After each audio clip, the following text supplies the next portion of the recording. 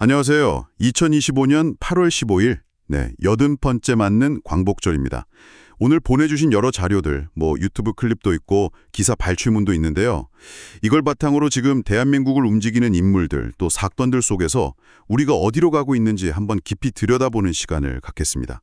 오늘의 핵심 질문은 이거겠죠. 이 격동의 시기를 지나 맞이한 광복절에 주요 인물들을 둘러싼 상황은 어떻게 되고 있나, 우리 사회는 어디로 가나, 이런 거요. 네, 그 질문에 대한 답을 좀 찾아봐야 할 텐데요. 오늘 자료들을 쭉 보니까요. 특히 그 김건희 씨 특검 조사 상황하고 또 조국 전 대표의 사면 복권, 이 두 가지가 상당히 좀 대비되는 모습이에요. 여기에 또 보수 진영 내부의 어떤 기류 병화까지 이 광복절이라는 날짜 위에서 여러 중요한 사건들이 막 겹쳐 보입니다. 보내주신 자료 속 핵심 정보들을 좀 엮어서 그 의미를 짚어보겠습니다. 네, 그럼 먼저 김건희 씨 소식부터 시작해보죠. 어제 특검 조사를 받았는데 대부분 진술 거부권을 행사했다고요? 네, 맞습니다. 조사 시간도 2시간 남짓으로 아주 짧았다고 하고요. 18일에 다시 소환될 예정이라고 합니다. 아, 18일이요? 네, 특히 그 여러 혐의 중에 명태균 씨 공천 개입 의혹 있잖아요. 네, 그 여론조사 관련해서요? 맞아요. 그 특정 후보에게 거액의 여론조사를 그냥 무상으로 제공하고 이걸로 공천에 영향을 주려 했다. 이 혐의인데 여기에 대해서는 사실상 입을 닫은 셈이죠. 근데 이 자료들을 좀 종합해서 보면 좀 흥미로운 지점이 있어요. 뭐랄까, 법적인 책임은 최소화하려고 하면서도 동시에 이건 윤석열 전 대통령이 시켜서 한 거다라거나 나는 잘 모른다. 이런 식으로 좀 정치적으로는 거리를 두려는 그런 이중적인 전략, 이런 걸 구사할 가능성이 좀 엿보입니다. 아, 그렇군요. 네, 이게 또 앞으로 보수 진영 재편 문제하고도 맞물려서 이거 좀 중요한 관전 포인트가 될 수 있을 것 같아요. 그런 분위기를 뒷받침하는 걸까요? 김건희 씨가 측근한테 내가 과연 윤석열과 살 수 있을까? 이런 말을 했다는 보도도 눈에 띄던데요. 네, 그런 얘기가 좀 흘러나오고 있죠. 이런 와중에 또 오늘 광복절 특식 얘기도 있네요. 김 씨는 남부구치소에서 팥빙수, 그리고 서울구치소에 있는 윤 전 대통령은 까르보나라 불닭볶음면에다가 설레임 아이스크림을 받았다는 이런 소소한 소식도 있었고요. 윤 전 대통령은 최근에 눈 치료 때문에 전자발찌 차고 병원 다녀왔다는 얘기도 있었죠? 네, 그렇습니다. 참 상황이 이렇게 극명하게 갈리네요.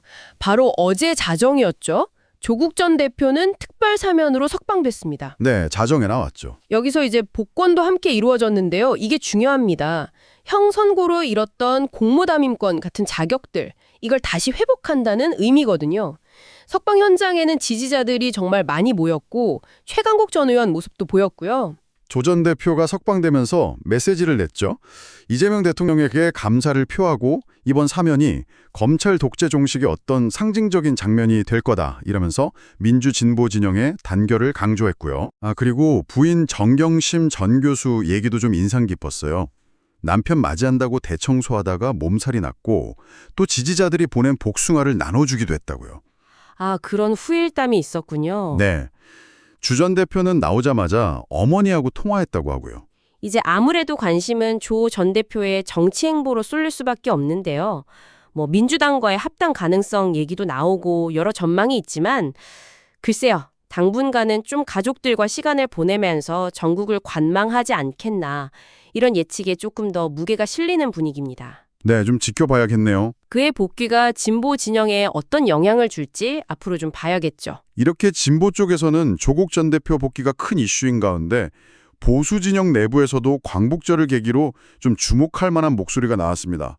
그 보수 유튜버로 알려진 신혜식 씨 서울역 집회 발언인데요. 네, 신혜식 씨. 이분이 김건희 씨의 그 명품 수수 의혹 있잖아요.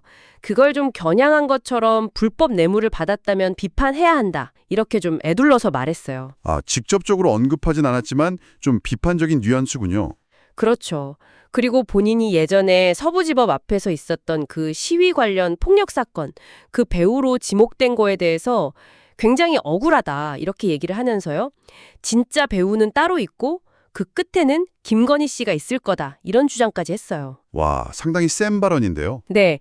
그러면서 본인 휴대폰 같은 자료들을 특검에 내면서 수사에 협조하고 있다. 이 점도 강조했고요. 주변에서는 명태균 폰이 황금폰이면 신혜식 폰은 금폰 정도는 된다. 이런 말도 나온다는데.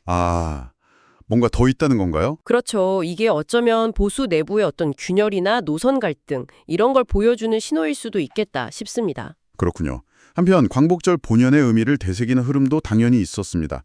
이재명 대통령 경축사 내용인데요. 네, 미래지향적인 남북관계, 또 한일 관계 이런 걸 언급하면서 특히 독립유공자와 그 후손들에 대한 국가의 책임을 강조했죠. 네, 그 책임이라는 말이 참 무겁게 다가오는데요. 그 책임의 무게를 느끼게 하는 소식들이 또 같이 전해졌어요. 안중근 의사의 유목, 장부 출가 생불환. 이게 일본에서 돌아와서 경기도 박물관에 기증된 건 정말 뜻깊은 일이죠. 아, 정말 다행이네요. 그런데 동시에 독립운동가 후손 10명 중에 3명은 여전히 빈곤층이라는 통계. 이건 참 우리의 현실을 다시 돌아보게 합니다. 국가가 말하는 그 책임이 구체적으로 어떻게 실현되어야 할지 좀 더 깊은 고민이 필요한 지점인 것 같아요. 맞습니다. 자, 마지막으로 이 소식도 좀 짚어봐야 할 것 같은데요. 통일교 자금이 지난 대선 때 국민의힘 쪽으로 흘러들어갔다는 의혹, 이 수사가 확대되고 있다는 소식입니다. 네, 이것도 주목해야 할 부분인데요.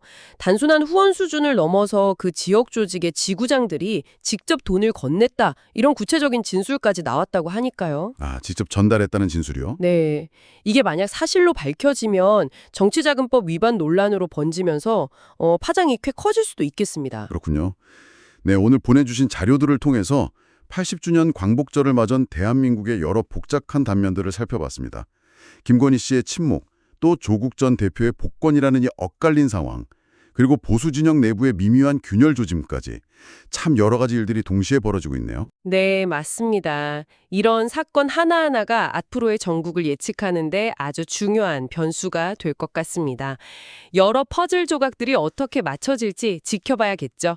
오늘 우리가 함께 살펴본 이 조각들이 모여서 과연 어떤 큰 그림을 만들어 갈까요? 또 수많은 주장과 의혹 속에서 진실은 어떻게 드러날지, 그리고 우리 사회는 이 경험들을 통해서 어떤 방향으로 나아가게 될지 계속해서 관심을 가지고 지켜봐야겠습니다. 당신께서 오늘 이 정보들을 통해 현재 상황을 좀 더 입체적으로 이해하시는데 조금이나마 도움이 되었기를 바랍니다.